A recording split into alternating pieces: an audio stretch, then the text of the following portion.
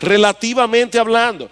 Porque mis hermanos, hay uno solo en todo el universo que cumple a la perfección todos los requisitos, y es nuestro bendito, glorioso Señor y Salvador Jesucristo. Él es el único. Así que cuando estamos hablando de un ser humano, siempre estaremos votando por el menos malo. Mis hermanos, todos quedan infinitamente por debajo de él, en sabiduría, en capacidad, en integridad. Pero aún así, relativamente hablando, hay mejores candidatos que otros desde la perspectiva de Dios. Tomando como tabla de evaluación el siguiente perfil de un gobernante. Y el primero es, la primera característica es que un buen gobernante es un hombre apto para gobernar.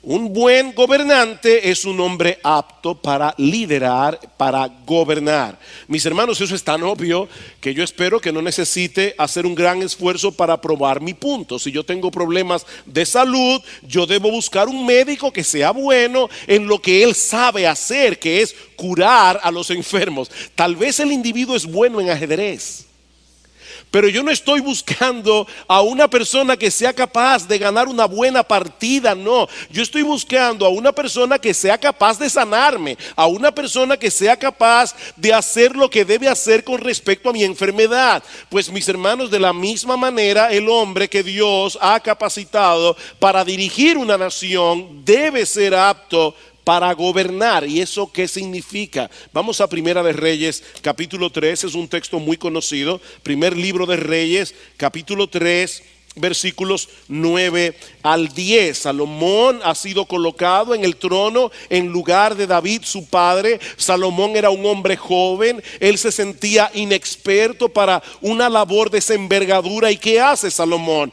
Versículo 9, él le ora a Dios y le dice en el versículo 9 del capítulo 3: da pues a tu siervo un corazón con entendimiento para juzgar a tu pueblo y para discernir entre el bien y el mal. Pues ¿quién será capaz de juzgar a este pueblo tuyo tan grande? Y fue del agrado a los ojos del Señor que Salomón pidiera esto. Salomón estaba consciente de que para hacer bien su labor él necesitaba entendimiento, y esa palabra transmite la idea de un hombre que escucha con atención, con interés, pero también necesita discernimiento, es decir, la capacidad de distinguir entre lo bueno y lo malo para tomar buenas decisiones. ¿Ustedes recuerdan aquel famoso juicio de las dos prostitutas que estaban discutiendo de cuál de ellas era el hijo vivo y cuál de ellas era el hijo muerto? Y fue impresionante cómo Salomón dice: bueno, pues tráigame una espada, vamos a partir el niño en dos, vamos a darle la mitad a una y la mitad a la otra, hasta que la verdadera madre dice que habló desde sus entrañas. Dijo: no partan al niño, désenlo a ella. La otra decía: no, partan al niño. Y Salomón inmediatamente dijo: denle el hijo a esta es la madre.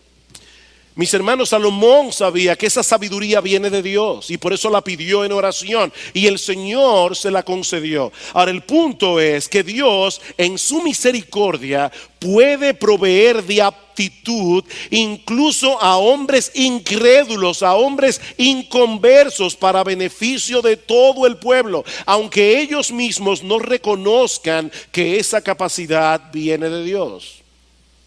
Tal parece que Solón, un personaje de la historia, fue un hombre sabio a pesar de que era un hombre pagano.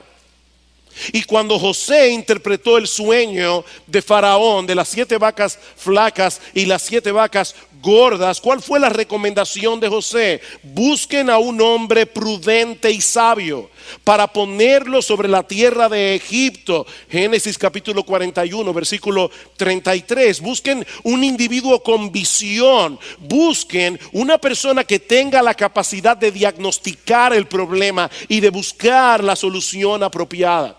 Nosotros sabemos ahora que José fue escogido por Faraón, pero tal parece que José veía la posibilidad, por el consejo que le dio al faraón de que él veía la posibilidad de que hubiera un hombre así en la corte de Egipto, a pesar de que eran paganos. Y era un hombre con esas características lo que Egipto necesitaba, un varón sabio y prudente. Mis hermanos, el gobernante debe saber gobernar. Debe ser un hombre entendido. Decía Lyndon Johnson, el expresidente norteamericano, la tarea más difícil de un presidente no es hacer lo recto. La tarea más difícil es saber qué es lo recto. Eso es lo más difícil. Salomón comprendió la necesidad que él tenía de esa sabiduría para poder gobernar y la buscó en el lugar correcto. Él se la pidió a Dios en oración. Y mis hermanos, nosotros como cristianos debemos anhelar que nuestros gobernantes exhiban esa clase de dependencia en Dios, que de corazón le pidan en oración que se les conceda la sabiduría que ellos necesitan para la labor tan delicada que desempeñan. Ahora, ¿cómo es posible que muchos de ellos no hagan eso? Porque ellos no confían en Dios, porque ellos no dependen de Dios. Nosotros tenemos que orar por ellos. Nosotros tenemos que hacer a favor de ellos lo que ellos no van a hacer por sí mismos. Nosotros tenemos que orar a Dios que nos provea hombres así, y debemos orar que Dios los capacite para que ellos puedan llevar a cabo la labor que tienen por delante. En segundo lugar, un buen gobernante es un hombre comprometido con la justicia. Un buen gobernante es un hombre comprometido con la justicia. Como nosotros decíamos esta mañana, una de las funciones clave del gobierno es proteger a los gobernados contra todo aquello que perjudique sus legítimos intereses. Y mis hermanos, son tantos los textos bíblicos que podemos buscar que no terminaríamos hoy. Hablando de la elección de los jueces en Israel, en Éxodo 18:21, Yetro le recomienda a Moisés que escoja entre todo el pueblo varones de virtud, temerosos de Dios, varones de verdad que aborrezcan la avaricia. Deuteronomio 16, 18 al 20, jueces y oficiales pondrás en todas tus ciudades que Jehová tu Dios te dará en tus tribus, los cuales juzgarán al pueblo con justo juicio. Y a ver, escuchen lo que se les dice a estos jueces: no tuerzas el derecho, no hagas acepción de personas, no tomes soborno, porque el soborno ciega los ojos de los sabios, pervierte las palabras de los justos. La justicia seguirás para que vivas y heredes la tierra que Jehová tu Dios te da. En el libro de Proverbios encontramos varios textos que hablan exactamente de lo mismo. Los que están en autoridad deben administrar la justicia con equidad. Y no deja de ser interesante el hecho de que en el Nuevo Testamento Pablo menciona exactamente lo mismo, a pesar de que ellos estaban bajo el dominio de un gobierno pagano, como vimos esta mañana. ¿Qué dice Pablo en Romanos 13?